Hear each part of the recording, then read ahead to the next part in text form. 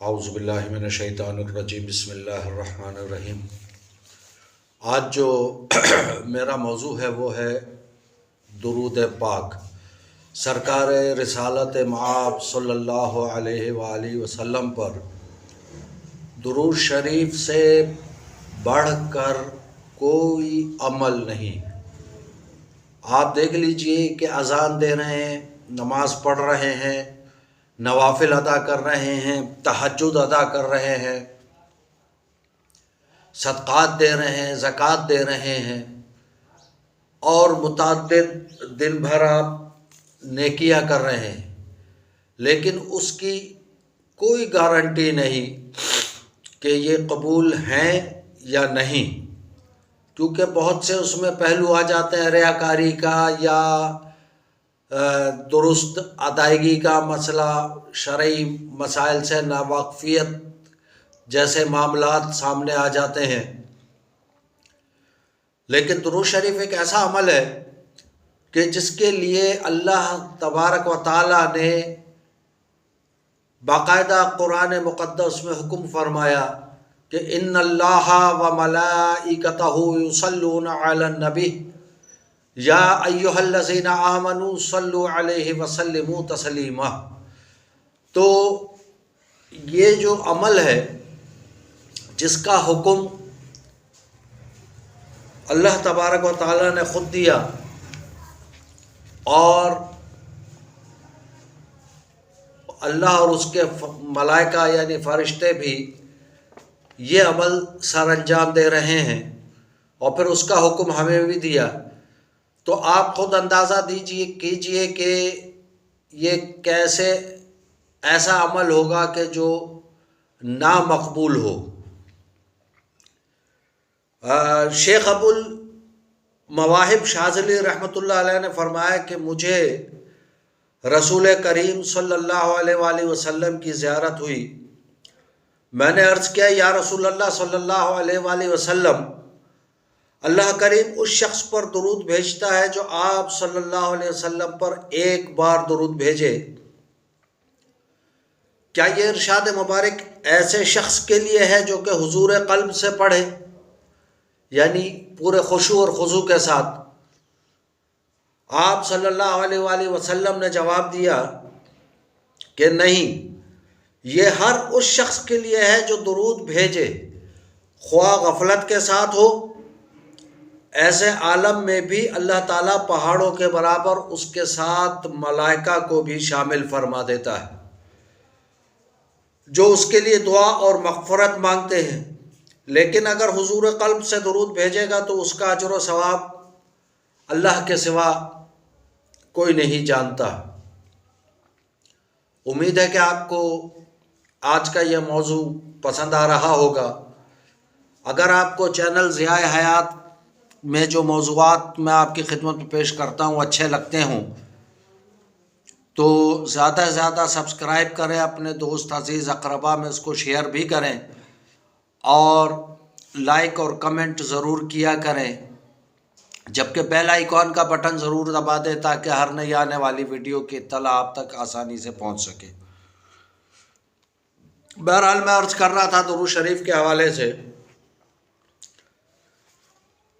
تو ایک مصنف ہیں حافظ محسن صاحب،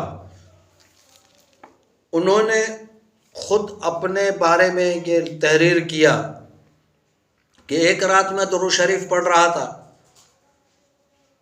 یہ غالباً 2013 کی بات ہے، کہ ایک رات میں درود شریف پڑھ کر سویا تو کیا دیکھتا ہوں کہ ایک بہت بڑا اور اونچا ممبر ہے۔ میں ممبر کی سیڑھیاں چڑھنے لگا، جب آخری سیڑھی پر پہنچا تو دیکھا کہ ایک انتہائی خوبصورت حسین و جمیل نوجوان ممبر کے دوسری جانب منہ کر کے بیٹھا ہوا ہے، اور بلند ممبر کے نیچے کی جانب ایک کثیر تعداد خلقت آہوزاری اور فریاد کر رہی ہے۔ یہ منظر دیکھ کر فوراً دل میں خیال آیا کہ یہی تو ہیں جو سرور کائنات امام الانبیاء رحمت للعالمین صلی اللہ علیہ وآلہ وسلم ہیں۔ میں نے آگے بڑھ کر آپ کا چہرہ مبارک کو دیکھنا چاہا تو نہیں دیکھ سکا، کیونکہ آپ صلی اللہ علیہ وآلہ وسلم کا چہرہ انور کا رخ دوسری جانب تھا۔ البتہ میں آپ کے بال مبارک دیکھ سکا جو کندھوں تک تھے، یعنی زلفیں تھی، سیاہ زلفیں جس سے سفید موتیوں کی طرح چمکدار پانی ٹپک رہا ہے، اور ان موتیوں سے نور کی شعاعیں پھوٹ رہی تھی۔ تو پھر آپ فرماتے ہیں کہ میں فوراً سرکار کے قدموں میں بیٹھ گیا اور گھٹنا مبارک سر پر رکھ کر رونے لگا اور اپنی پریشانیاں بیان کرنے لگا۔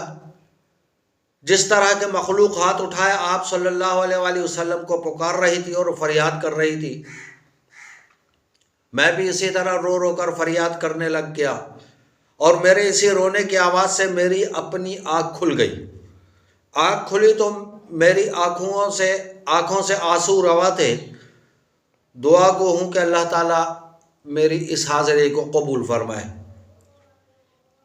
تو آپ اندازہ کیجئے کہ درود شریف ہم لوگ سب اپنے آپ کو کہتے ہیں کہ ہم عاشق رسول ہیں، عاشق مصطفیٰ ہیں، لیکن 10 منٹ نکال کر درود شریف پڑھنے کے لیے ہمارے پاس وقت نہیں، جبکہ ہم یہ اکثر و بیشتر پڑھ سکتے ہیں فالتو اوقات میں۔ تو اسی طرح آپ دیکھیے کہ درود شریف کے کس قدر فضائل ہیں۔ اکثر و بیشتر پریشانیاں جن لوگوں کو ہیں یا آتی ہیں یا آئیں گی، اللہ تعالیٰ محفوظ فرمائے، انہیں چاہیے اور ہم سب کو چاہیے کہ جس قدر ممکن ہو درود شریف کا نذرانہ بارگاہ نبوت و رسالت میں پیش کرتے رہیں۔ اللہم صلی علی سیدنا و مولانا محمد نور الانوار و سر الاسرار و سید الابرار۔ اللہم صلی علی سیدنا و مولانا محمد معدن الجود والکرم و آلہ وبارک وسلم تسلیما کثیرا کثیرا۔ ابن امیر رحمۃ اللہ علیہ نے فرمایا کہ میں رسول اکرم شفیع اعظم صلی اللہ علیہ وآلہ وسلم پر درود پڑھتا ہوں۔ ایک دن میں آنکھ بند کیے درود شریف پڑھ رہا تھا کہ میں نے محسوس کیا کہ ایک لکھنے والا سیاہی کے ساتھ میرا درود شریف لکھ رہا ہے، اور میں کاغذ پر حروف واضح طور پر بھی دیکھ رہا ہوں۔ میں نے آنکھ کھولی تاکہ اسے آنکھوں کے ساتھ دیکھ سکوں تو وہ مجھ سے چھپ گیا، یعنی میری نظروں سے اوجھل ہو گیا۔ میں نے اس کے کپڑوں کی سفیدی بھی دیکھی تھی۔ سید محمد کرومی رحمۃ اللہ علیہ نے باقیات الصالحات میں لکھا ہے کہ مجھے میری والدہ ماجدہ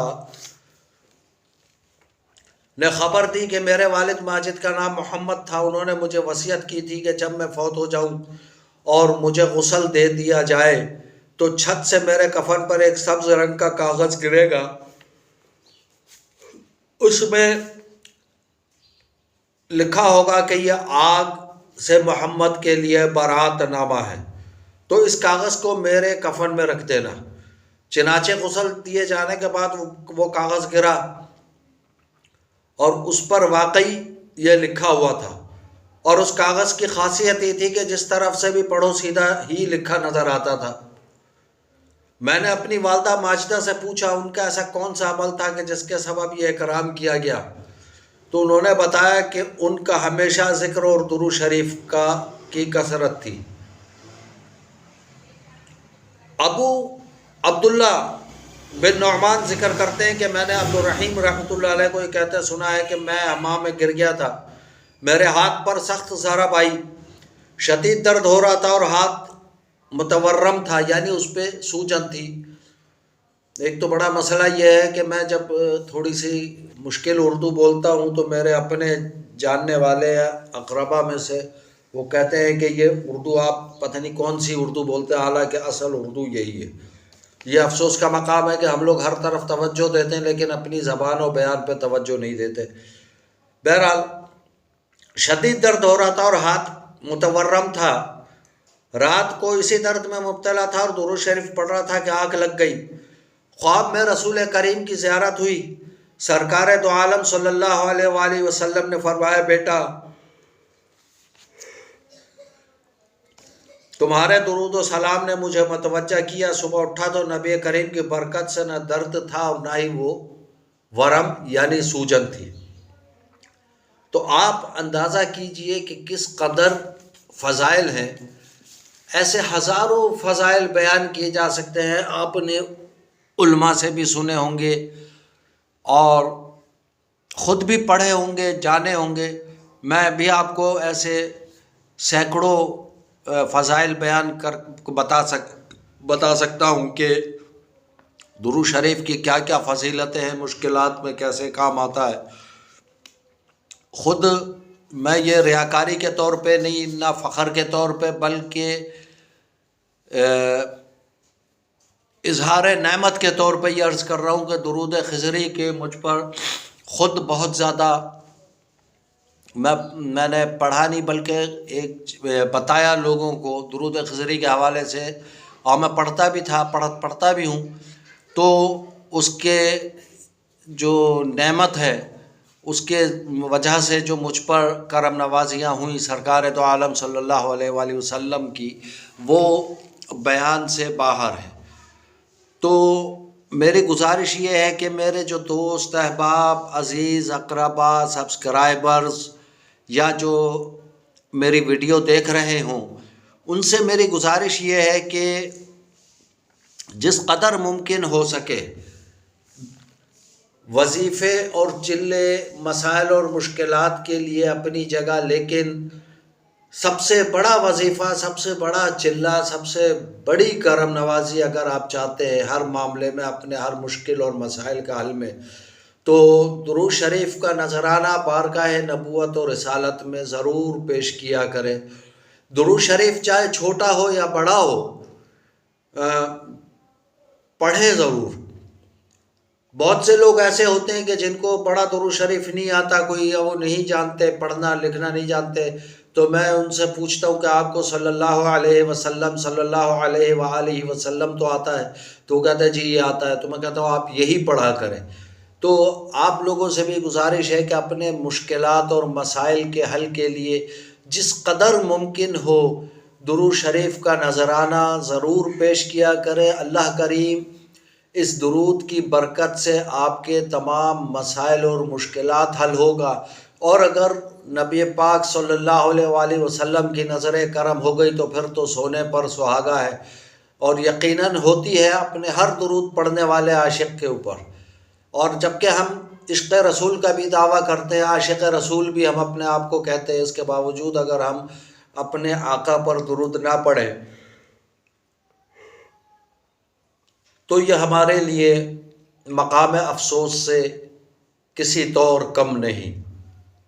امید ہے کہ میں اس حوالے سے میں اور بھی بہت کچھ بیان کرنا چاہتا تھا، بیان کرنا چاہتا ہوں، لیکن وقت کی طوالت کے سبب اتنا میں کافی سمجھتا ہوں۔ امید ہے کہ آپ سب درود شریف پڑھیں گے، میں بھی درود شریف کا نذرانہ پیش کرتا رہوں گا۔ اللہ ہم سب کو نیک کام کرنے اور دوسروں کے لیے آسانیاں پیدا کرنے کی توفیق عطا فرمائے۔ جزاکم اللہ خیرا، والسلام علیکم ورحمۃ اللہ وبرکاتہ۔ اللہم صلی علی سیدنا و مولانا محمد معدن الجود والکرم وآلہ وبارک وسلم۔ اللہم صلی علی سیدنا و مولانا محمد نور الانوار و سر الاسرار و سید الابرار۔ جزاکم اللہ خیرا۔